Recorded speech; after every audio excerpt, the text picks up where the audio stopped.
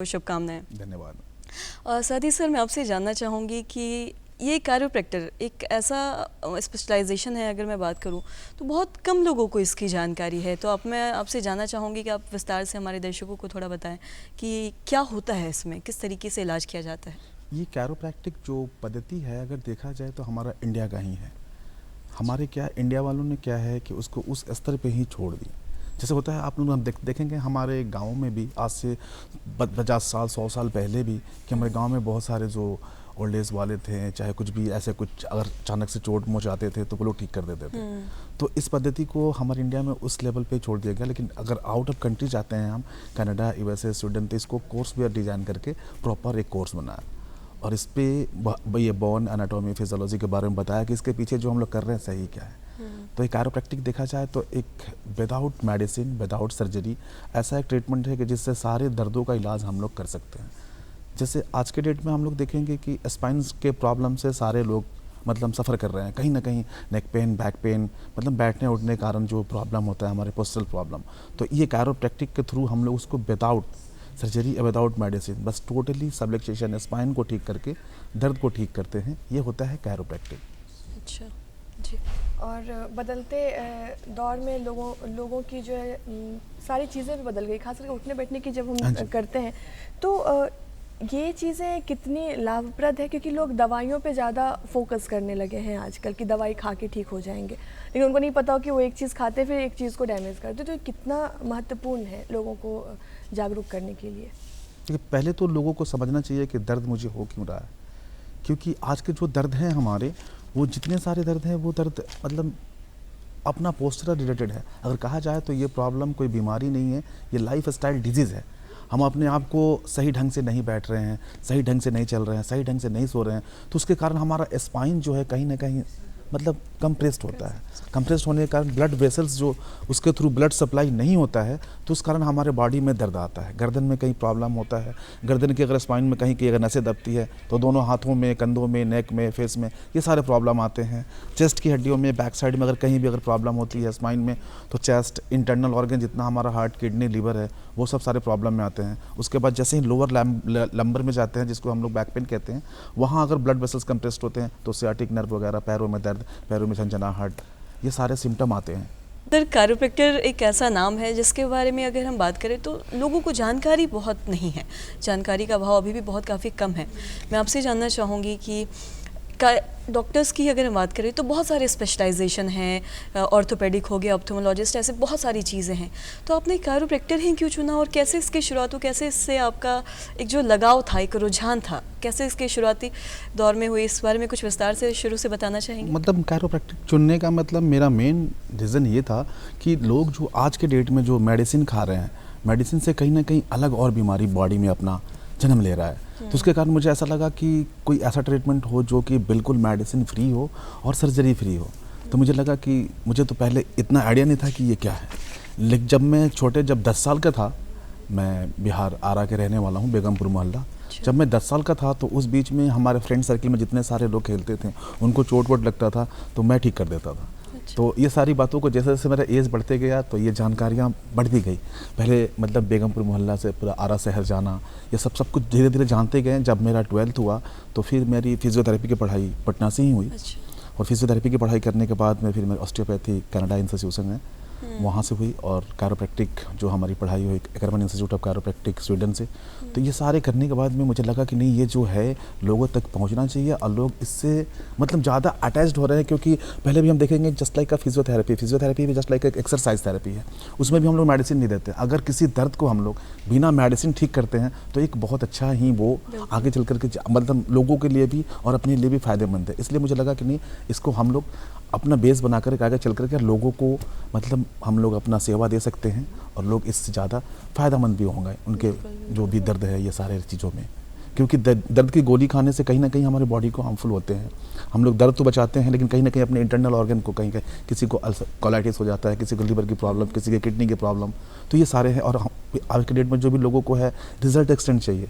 अगर कमर दर्द है, उनको काम भी करना है, तो ऐसे कंडीशन में क्या है कि उनको आराम जल्दी चाहिए। तो ऐसे में या तो मेडिसिन खाएंगे, सर्जरी के लिए सारे लोगों के पास पैसे हैं नहीं, तो ऐसा कंडीशन में हमारा ये एडजस्टमेंट है, जो हम एडजस्टमेंट के थ्रू मतलब सडन, मतलब बहुत कम मिनटों में ही आराम सामने दिख जाता है।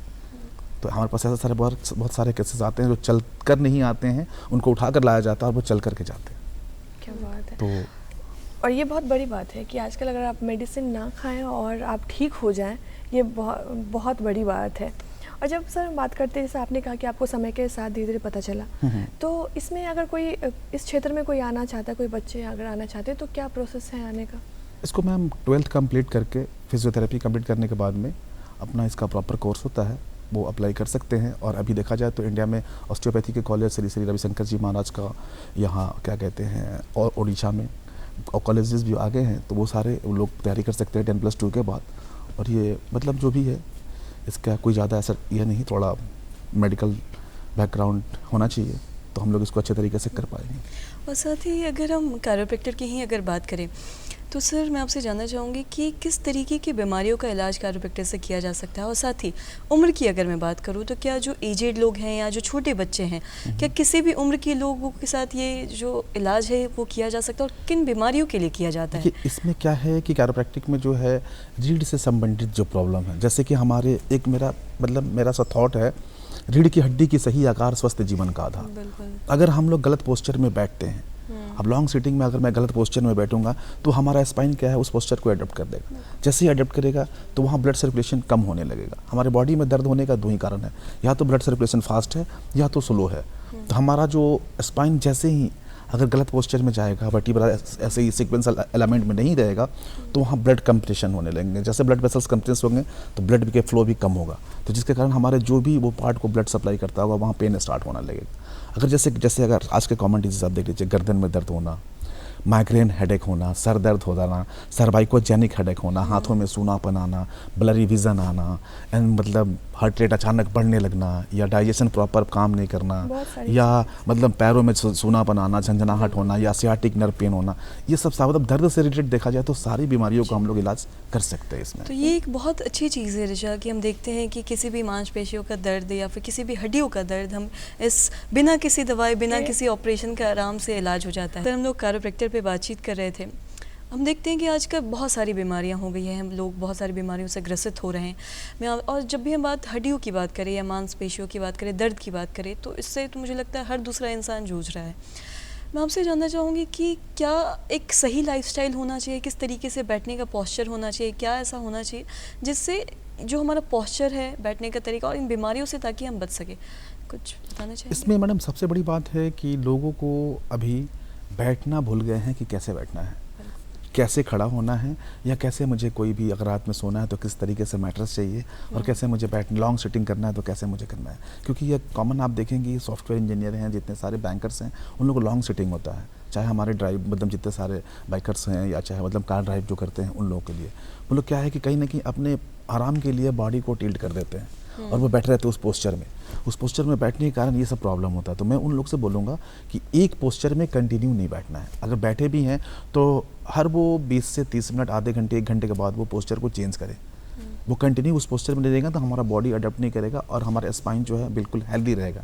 क्योंकि ये बीमारी नहीं है, मैं आपको बता रहा हूँ, ये लाइफ स्टाइल डिजीज़ है। इसको हम लाइफ को जैसे रखेंगे वैसे। आज के डेट में कॉमन सी बीमारी, मोबाइल पे हम लोग इतना ज़्यादा टाइम देते हैं, हमेशा नेक हम लोग का बैंड रहता है, जिसके कारण कहीं ना कहीं नेक का जो सर्वाइकल एरिया आप सुनी होंगे, कॉमन सा वर्ड होता है सर्वाइकल स्पॉन्डिलाइटिस, या गर्दन की नसें दब जाना, जिसको लोग पढ़ करके समझ करके ज़्यादा पैनिक हो जाता है कि मुझे सर्वाइकल की प्रॉब्लम होगी, लाइफ में कभी ठीक नहीं होगी।